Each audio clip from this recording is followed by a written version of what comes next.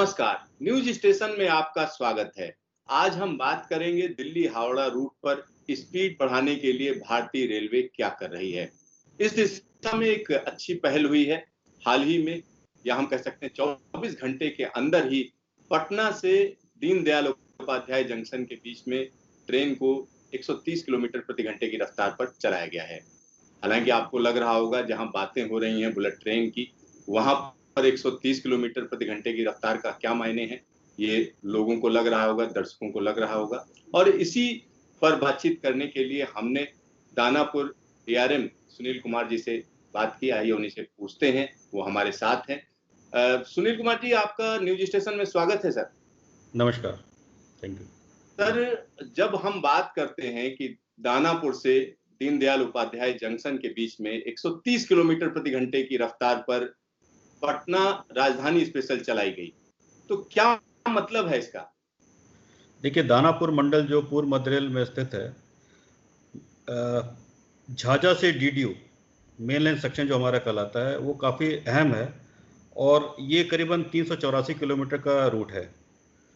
और चूंकि ये इस रूट में अब तक हम 110 किलोमीटर का इस सेक्शन स्पीड हम कायम किए हुए थे। अभी हाल ही के दिनों में हमने इसके स्पीड को बढ़ा करके 130 कर दिया है और जिसकी औपचारिक सैंक्शन हमें सीआरएस महोदय से मिल गई है। और इसी के बाद हमने जो पहली गाड़ी कल 1 सितंबर को पटना नई दिल्ली राजधानी स्पेशल ट्रेन 130 किलोमीटर की रफ्तार से पटना से डीडीयू के बीच में चलाई। सर, जब पटना से डीडीयू के बीच में आपने 130 किलोमीटर की रफ्तार पे चलाया, तो कितना फर्क पड़ जाता है किसी ट्रेन के टाइमिंग में? कितना फायदा हुआ जो रेल यात्री उसमें ट्रेवल करेंगे? देखिए, निश्चित रूप से जब स्पीड हम बढ़ाते हैं, स्पीड को रेस करते हैं, तो जो टाइमिंग्स हैं, टाइमिंग्स पे हम इम्प्रूव करते हैं। और कल के जो हमने गाड़ी चलाई है पटना राजधानी स्पेशल को, इसमें करीबन 10 मिनट की हमें समय की बचत मिली है। और अमूमन अगर इस तरह की और भी अगर हम गाड़ियां चलाते हैं, तो जो एन रूट में जो स्टॉपेजेस को छोड़ दिया जाए, तो एवरेज 8 से 10 या 12 मिनट की बचत इस सेक्शन में हमें मिलेगी। और इस बचत से ट्रेनों में जो समय की सुधार है, समय सारणी की जो सुधार है, हम बेहतर उसको बना सकते हैं। सुनील जी, एक आम दर्शक के दिमाग में रहता है कि जब ट्रेनों की हम बात करते हैं, इंजन 160 किलोमीटर प्रति घंटे की रफ्तार पर चल सकते हैं, डिब्बों की बात करें तो 130 या 140 किलोमीटर प्रति घंटे की रफ्तार के लिए मुफीद हैं, इस तरीके की बातें सामने आती हैं। लेकिन जब ट्रैक पर ट्रेन चल रही होती है तो उस तरीके की स्पीड क्यों नहीं आ पाती है? क्या किया आपने जो 110 से बढ़ाकर 130 किलोमीटर प्रति घंटे की रफ्तार पर अब ट्रेनें चलाना संभव हो पाया है? देखिए, मैं जैसे आपको पहले बताया, ये हमारा जो मेन लाइन सेक्शन है झाझा से डीडीयू, काफ़ी इम्पोर्टेंट सेक्शन है। और इसमें शुरू से इसमें हम लोग ने इनपुट देने की कोशिश किया है, और ख़ास करके ट्रैक पैरामीटर्स में हमने इस रूट पे ट्रैक का रिन्यूअल किया है, कंप्लीट ट्रैक रिन्यूअल किया है, जिसमें कि रेल पटरियाँ भी बदली गई हैं, स्लीपर्स बदले गए हैं, पॉइंट्स एंड क्रॉसिंग को मशीनों के द्वारा ठीक कराया गया है। जहाँ हमारे कर्व थे, जहाँ हमारे ऐसे स्पीड रेस्ट्रिक्शन थे जो टेम्पोररी नेचर के थे, उसको हम लोग ने उसमें सुधार किया, उसको हटाया। और इसके साथ साथ जो लेवल क्रॉसिंग थे, हमारे सारे लेवल क्रॉसिंग को इंटरलॉक किया गया।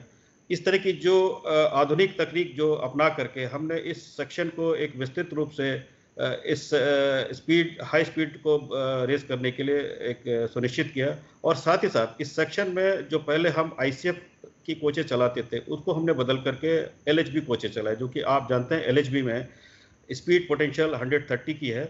और उसी के अनुरूप में ये गाड़ियाँ, खास करके ये जो मैंने जो कल गाड़ियाँ इस रूट पे चलाई है राजधानी का, वो राजधानी पहले से एलएचबी भी थी और उसका स्पीड पोटेंशियल 130 का था।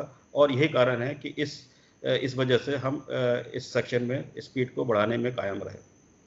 सर, अगर हम इस सेक्शन की, जिसमें आप ट्रेन 130 किलोमीटर प्रति घंटे की रफ्तार पर जिसमें आपने चलवाई है, तो अगर इसकी बात करते हैं तो इसको कहा जाता है ओवर सैचुरेटेड सेक्शन है। मतलब जितनी संख्या होनी चाहिए उससे ज्यादा तादाद में यहाँ पर ट्रेनें चलती हैं। अभी तो पैसेंजर ट्रेनें कम हैं, तो इस स्पीड में आप चला पा रहे हो, लेकिन क्या जब फुल फ्लेश तरीके से रेलवे वापसी करेगा तब भी इसी स्पीड में चल पाएंगी?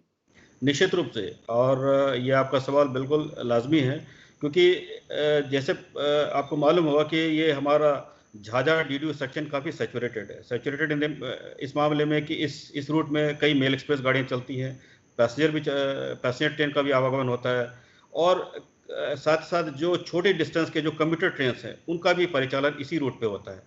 तो ज़रूरी है कि जब इतनी सारी गाड़ियाँ इस रूट पे चल रही हैं तो सेक्शन एक तरह से सैचुरेटेड ही हो जाता है।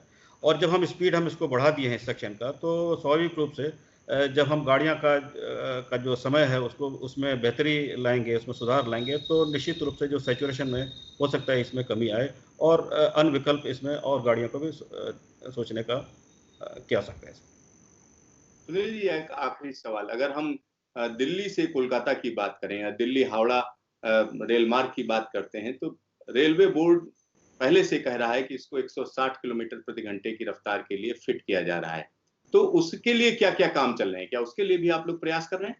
देखिए, पहले चरण में तो हमने इसको 110 से 130 किया है, और जैसे कि जो अन्य जो मार्ग हैं हावड़ा दिल्ली का, जो हमारे ग्रैंड कोर्ट सेक्शन है, उसके ऊपर में 160 किलोमीटर की ऑलरेडी तैयारी चल रही है स्पीड बढ़ाने की, और उसमें काफ़ी हद तक कार्य हो चुके हैं।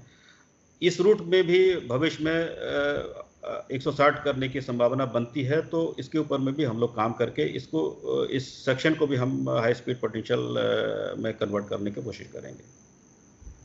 सुनील जी, न्यूज स्टेशन से बातचीत के लिए धन्यवाद। तो यहाँ पर आप समझ सकते हैं कि अगर हम भारतीय रेलवे की बात करते हैं तो अलग अलग रेल लाइनों की स्पीड बढ़ाने की बात की जा रही है। एक लंबे समय से इस पर काम चल रहा है, लेकिन हाल फिलहाल की अगर हम बात करते हैं तो कोरोना काल में तमाम ऐसी चीजें हैं जिनको करने का मौका रेलवे को मिला है, और उसी का नतीजा है कि जगह जगह पर जो स्पीड है उसको बढ़ाने में सफलता मिल रही है। तो देखते रहिए न्यूज स्टेशन, फिर मिलेंगे दोबारा।